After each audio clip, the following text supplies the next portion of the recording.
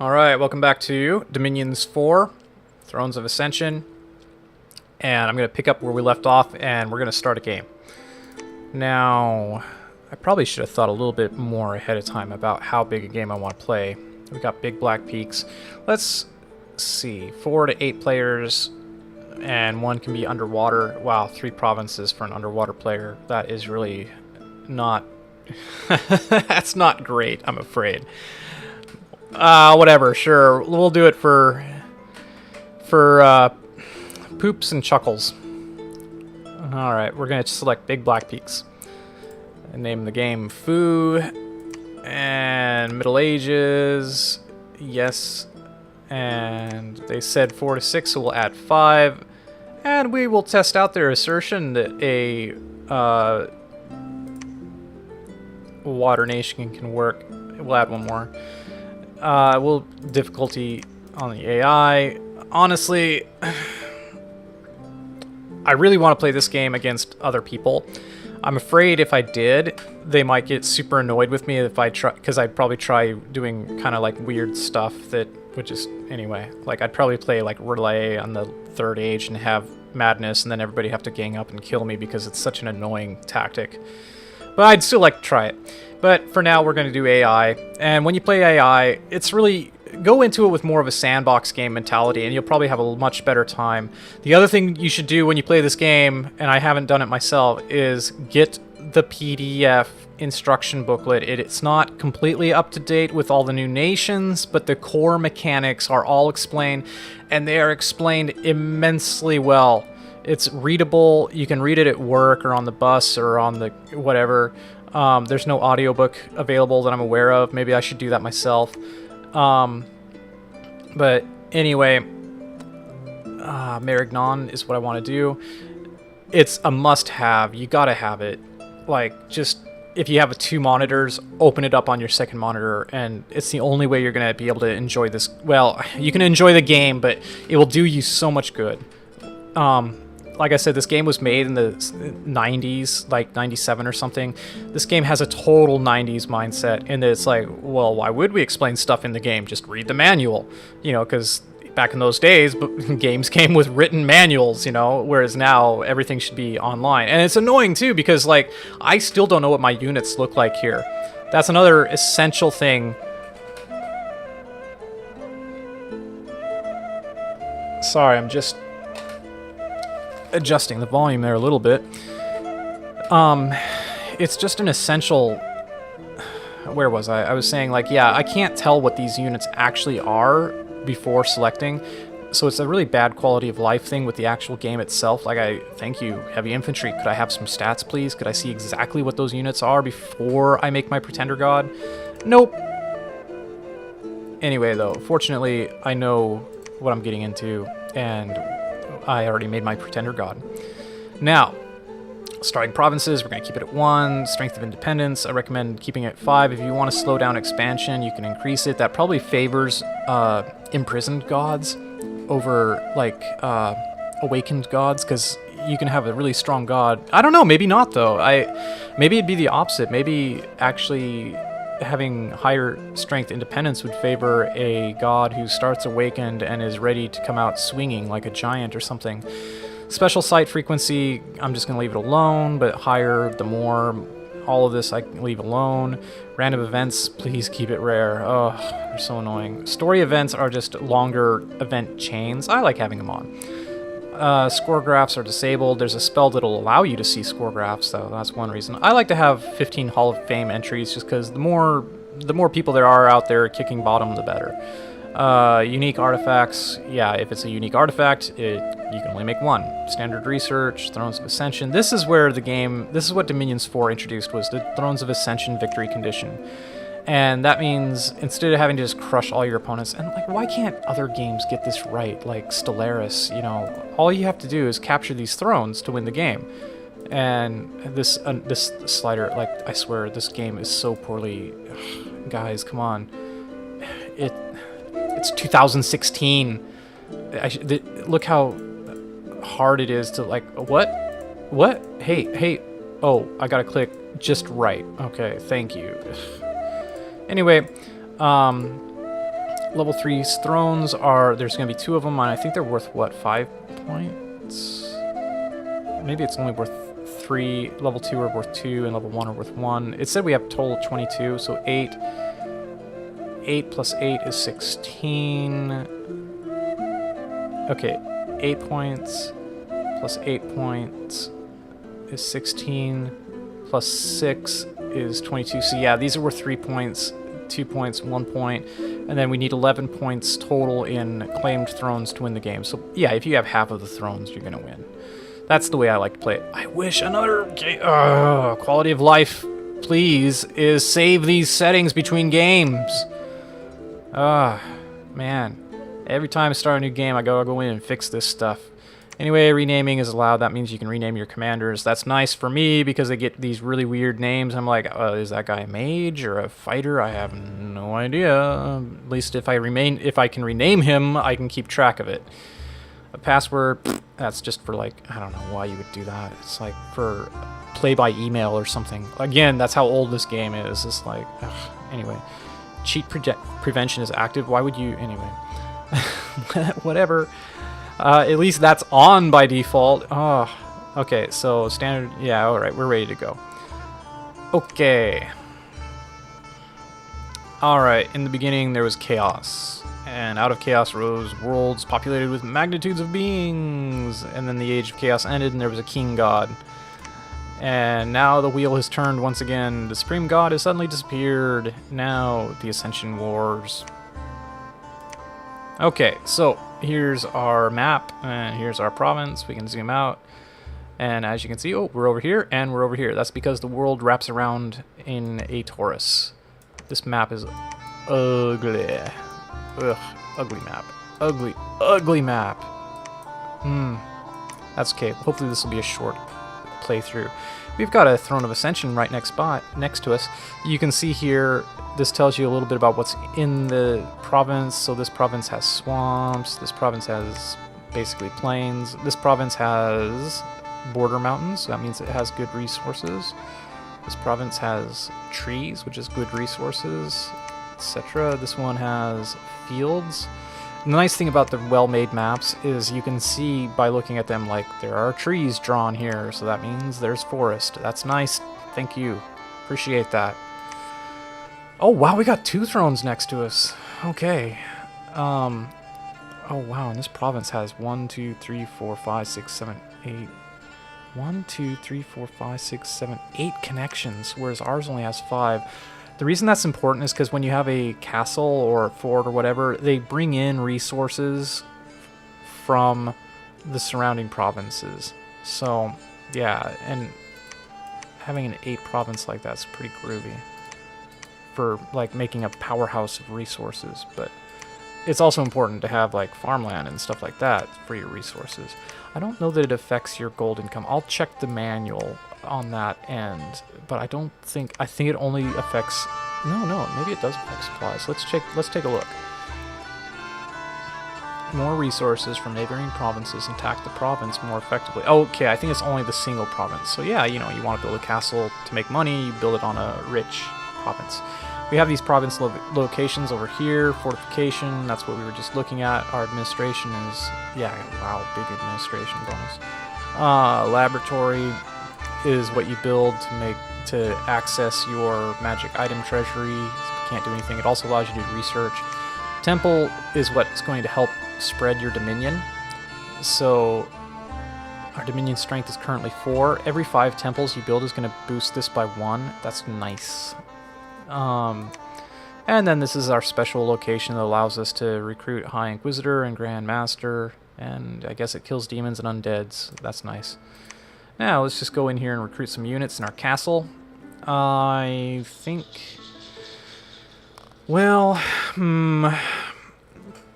we want to get a profit up and running, and I think to do that, these knights, even though they're mounted, their movement on the map is 2. That's what this first number means. I'll explain all these eventually.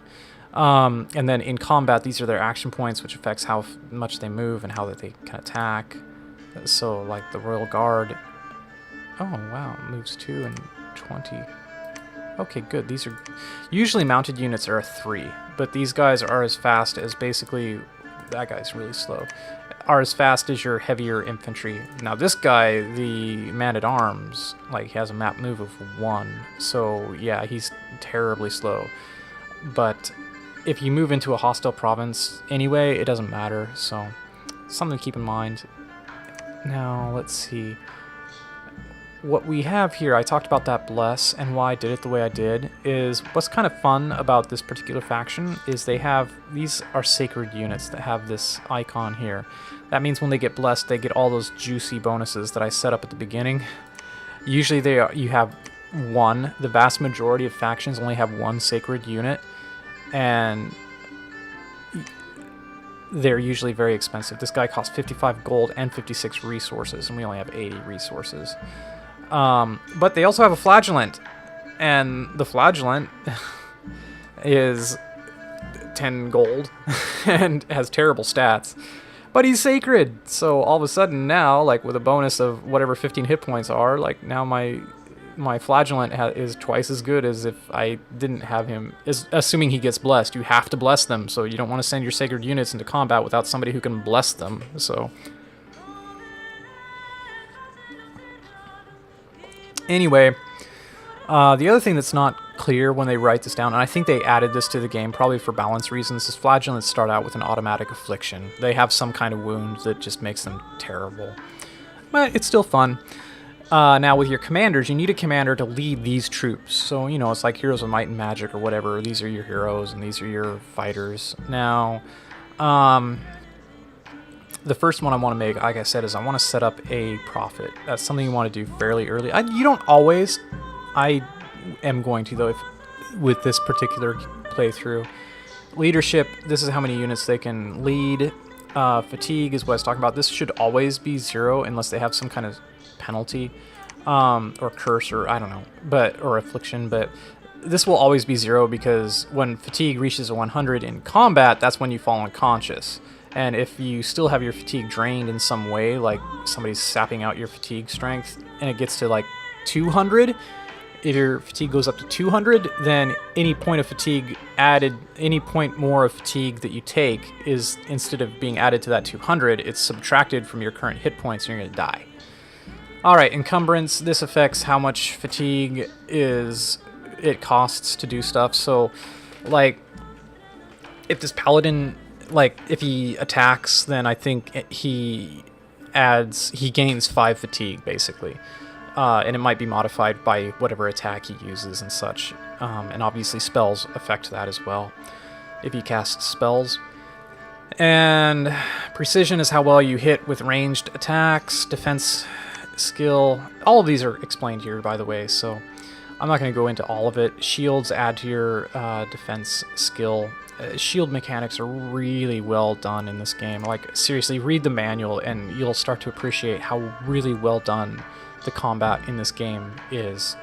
But you don't control any of that. Like, you're not the one actually rolling the dice. I think that's why I'm okay with this game, is in many ways it feels like a board game, in that, you know, in a board game, a lot of times you'll have much, much more limited tactical choices because you can't do that on a board. Basically, you roll dice. And that's kind of what the game does for you, but man, it's good stuff.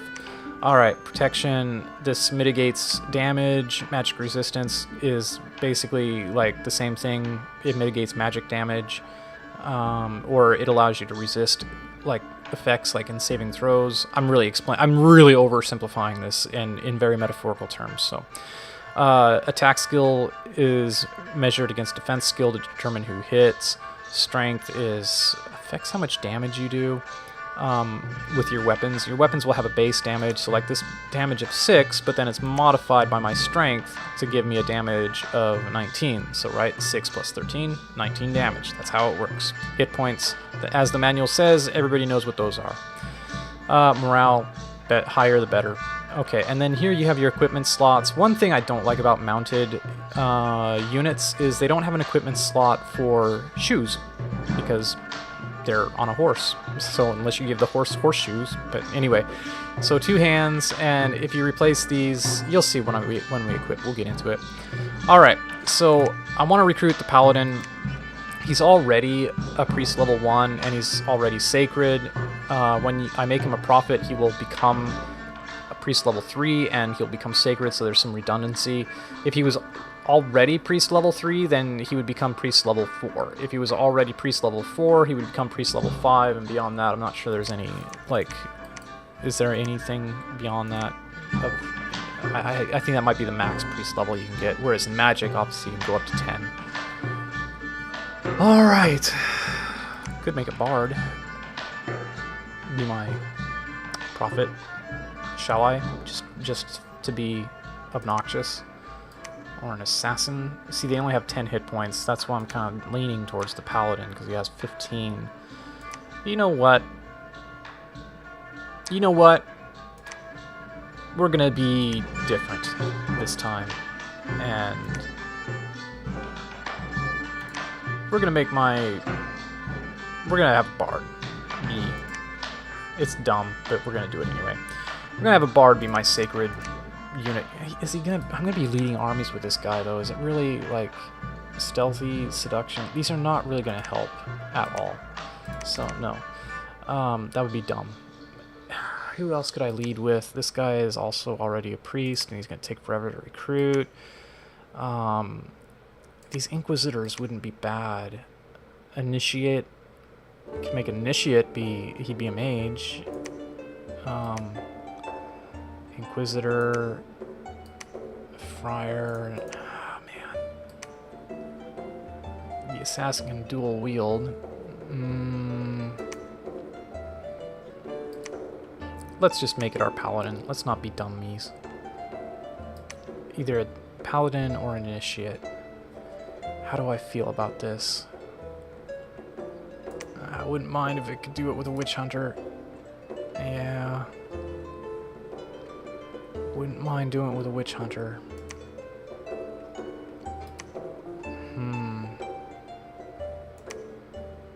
Paladin. Let's stop wasting time.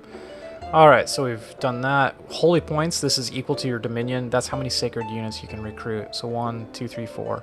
There we go. And now we have a lot of gold, but only 7 resources. And if we start to build this guy, then he will only require 1 resource on the next turn. Like, I'm almost positive that's how it works. I've tested it, and it seems to be that way.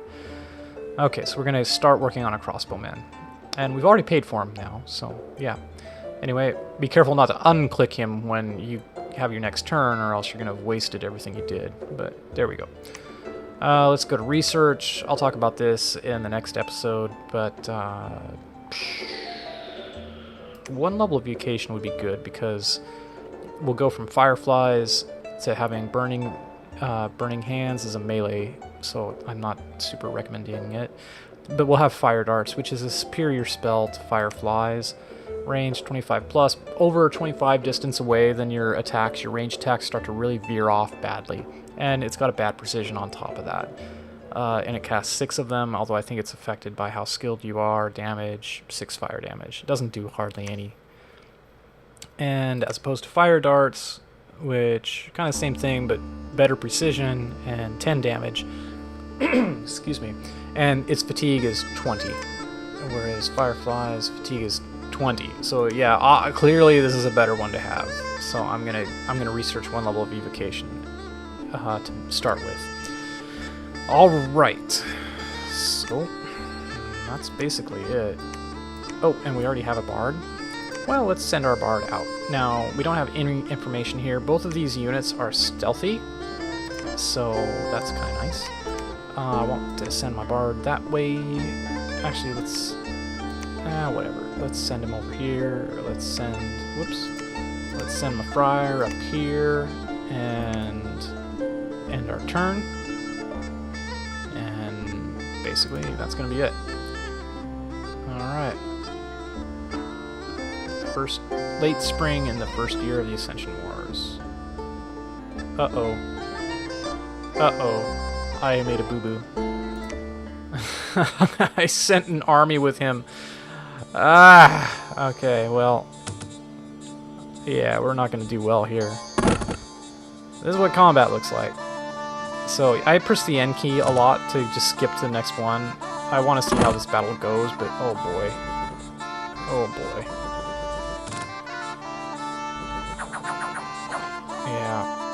Not good.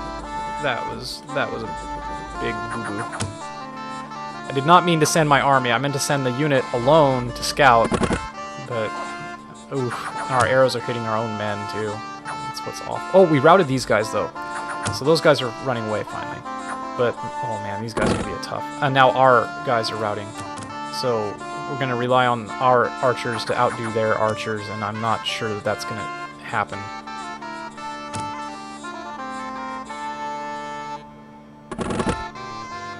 You guys, you're going to have to kill these heavy infantry a lot better than that, because you still got to contend with the archers in the back. Come on.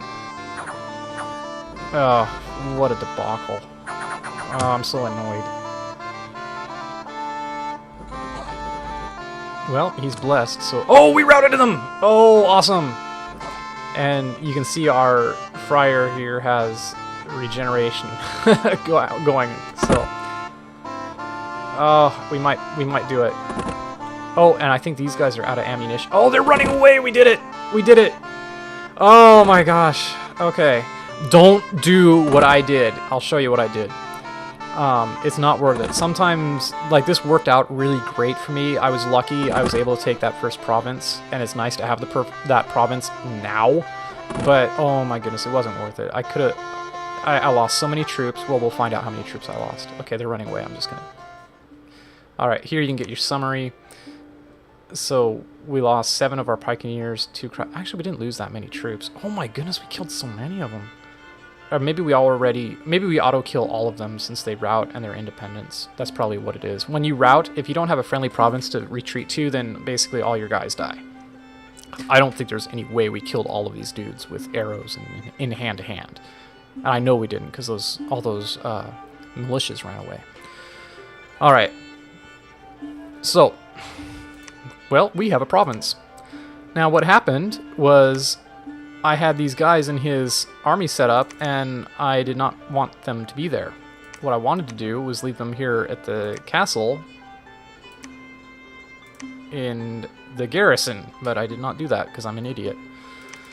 And I was not paying attention. And, however, it has a happy ending. We have this province now, which that's just great.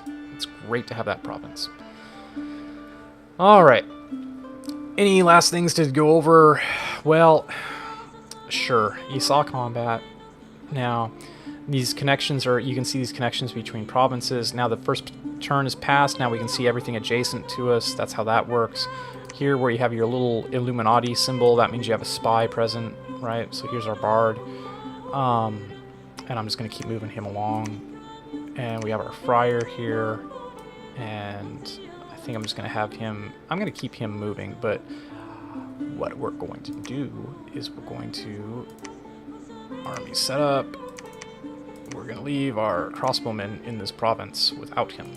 So now, when I click to move him, you'll see he sneaks. That was what I meant to do, and I wasn't paying attention. So anyway, you'll notice here this kind of orange border with the sort of broken line, and if I click here, he can't move. What that means is there's a mountain pass, and mountain passes and rivers have these kind of lines. If the river is not frozen, you cannot walk over it.